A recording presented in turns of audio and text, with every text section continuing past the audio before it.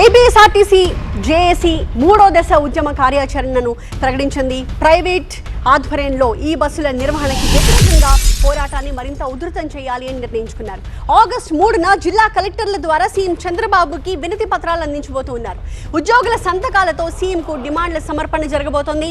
August 7, 8న ఉద్యోగ, ఉపాధ్యాయ, కార్మిక, ప్రజా సంఘాలతో సమావేశాలు ఏర్పాటు చేస్తారు. ఆగస్టు 17, 18న రాష్ట్ర వ్యాప్తంగా డిపోల వద్ద రిలే నిరాహార దీక్షలు నిర్వహిస్తారు. ఆగస్టు 21న అన్ని జిల్లా డిపో కార్యాలయాల వద్ద మహా ధర్నా జరగబోతోంది. డిమాండ్లపై ప్రభుత్వం స్పందించకపోతే సెప్టెంబర్లో ఉద్యమాన్ని మరింత ఉధృతం చేస్తామని చెప్పి జేఏసీ హెచ్చరిస్తోంది. ఉద్యోగ సంఘాల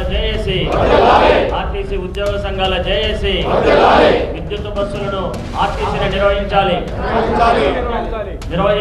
ఆర్టీసీని విద్యుత్ బస్సులను విద్యుత్ బస్సుల పేరుతో ఆర్టీసీని ప్రైవేట్ పరం చేసే విధానాన్ని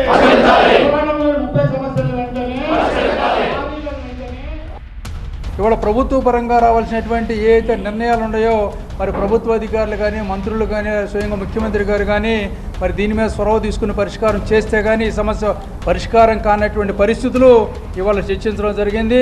ఆ చర్చ అనంతరం ఇవాళ నెక్స్ట్ మంత్ సంబంధించినటువంటి ఉద్యమ కార్యాచరణ ఇప్పుడు వరకు సామరస్యపూర్వకంగా జరిగినటువంటి ఏదైతే ఉద్యమాలు ఉన్నాయో 2 నెలల నుంచి నెక్స్ట్ మంత్ సంబంధించిన ఉద్యమ కార్యాచరణ ఏదైతే ఉందో 3వ తారీఖున కలెక్టర్ గారి ద్వారాగా ముఖ్యమంత్రి గారికి మెమోరాండం సబ్మిట్ చేయడం కార్యక్రమం ఇవాళ నెక్స్ట్ మంత్లో ఏదైతే ఒక ప్రోగ్రాం ఆల్రెడీ కింద నెల పోస్ట్పోన్ చేయడం జరిగిందో అది నిర్వహించడం జరుగుద్ది. అదేవిధంగా 17, 18 2 రోజులు రాష్ట్ర వ్యాప్తంగా 128 డిపోలతో పాటు నాన్ ఆపరేషన్ యూనిట్స్ అన్నింటిలో కూడా భారీ సంఖ్యలో రిలే నిరాహార దీక్ష 2 రోజులు ఇవాళ ప్రజలకి, ఆర్టీసీ వర్కర్కు తెలిసే విధంగా సంస్థకు జరిగేటువంటి ఇబ్బందులు ఏవైతే ఉన్నాయో వాటితో పాటు మరి ఏదైతే మన కార్మికులు కలిగేటువంటి ఇబ్బందులన్నీ కూడా వివరిస్తూ ప్లేకార్డ్స్తో పాటు నల్ల బ్యాడ్జీలతో రిలే నిరాహార దీక్ష చేయడానికి మరి 2వ కార్యక్రమం ఏదైతే అనౌన్స్ చేయడం జరుగుతుంది.